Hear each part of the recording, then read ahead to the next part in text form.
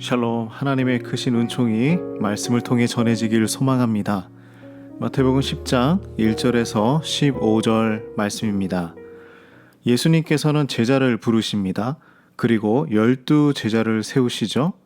직접 만나고 그들을 부르셔서 제자로 삼으셨습니다. 그리고 사명을 주십니다. 1절을 보면 귀신을 쫓고 병과 약한 것을 고치는 권능을 주십니다. 제자들은 직업도 그리고 그들의 성격도 모두 달랐습니다. 그리고 그들은 예수님을 만나기 전에는 사람을 치유하고 귀신을 쫓아내는 일은 상상도 할 수 없었습니다. 그러나 예수님을 만나 제자가 되니 불가능한 일들이 가능하게 되었습니다. 물론 제자들의 능력이 아니라 예수님께서 주신 능력임에는 틀림없습니다. 정말 예수님을 만난 사람들은 자신들의 존재가 얼마나 소중한지 깨닫게 됩니다. 예수님 앞에서 그 어느 누구도 하찮은 사람은 없습니다. 그들은 모두 예수님께 쓰임받는 존재들이었죠. 하나님께서는 평범한 사람들을 사용하셔서 비범한 사역을 행하셨습니다. 예수님은 제자들을 이제 보내십니다. 그리고 5절 말씀에 이방인의 길도 사마리아인의 고을에도 들어가지 말라고 하십니다. 그리고 어디로 가라고 하십니까? 오히려 이스라엘 집에 잃어버린 양에게로 가라고 하십니다. 지금 그들이 해야 할 일은 우선 유대인들 가운데 들어가 복음을 전해야 한다는 것입니다. 그들은 먼저 유대인들, 그 다음은 사마리아와 로마와 세계 열방으로 복음을 전파합니다.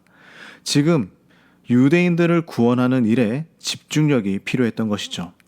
제자들의 복음 사역은 말씀을 선포하는 것, 그리고 치유하는 사역으로 이루어집니다. 예수님께서 행하셨던 사역을 제자들이 그대로 행하는 것이죠.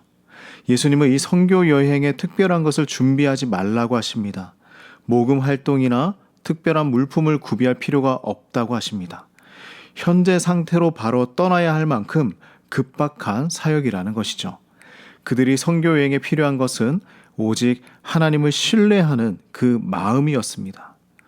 종교를 사사로운 이익을 위해 이용하는 일에 있어서도 예방주사를 놓아주신 것이죠. 그러면 필요한 것을 어떻게 채울 수 있었을까요? 11절 말씀을 보면 어떤 곳을 가든지 그 중에 합당한 사람을 만날 수 있을 것이다 라고 말씀을 하십니다. 그들의 필요를 채워줄 사람을 만날 수 있다는 것이죠. 저도 목회자로서 참 위로가 되는 말씀입니다. 이들은 일반적으로 예수님을 따르거나 제자들의 메시지를 잘 듣는 사람이었겠죠. 이때 당시의 문화는 환대가 그들의 생활이었습니다. 그리고 그 집에 들어가면서 해야 할 일이 있었습니다. 바로 그 집의 평안을 기도해 주는 일이죠. 단순히 예의를 차리라는 말이 아닙니다.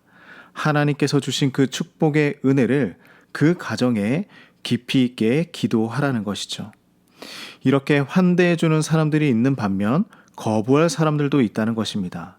예수님의 복음을 듣고 믿으며 인생이 변화되는 사람이 있는가 하면 그와 반대로 거부하고 살아가는 사람들도 있었습니다.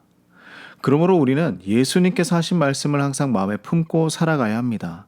복음을 전하는 자들에게 무엇이 필요한지 가장 잘 아시는 분이 누구입니까? 바로 예수님이시기 때문입니다. 그래서 예수님께서 우리에게 약속하신 것을 신뢰하고 하나님께서 공급해 주실 것을 기다려야 합니다. 제자들은 예수님의 약속을 믿고 세상으로 나아갔습니다. 우리 모두 주님의 말씀을 신뢰합시다. 그리고 우리도 예수님의 제자로 그리스도인으로 잘 살아내길 간절히 소망합니다. 하나님, 나만을 위해 살아가던 우리를 부르셔서 예수님의 제자로 삼아 주시니 감사합니다.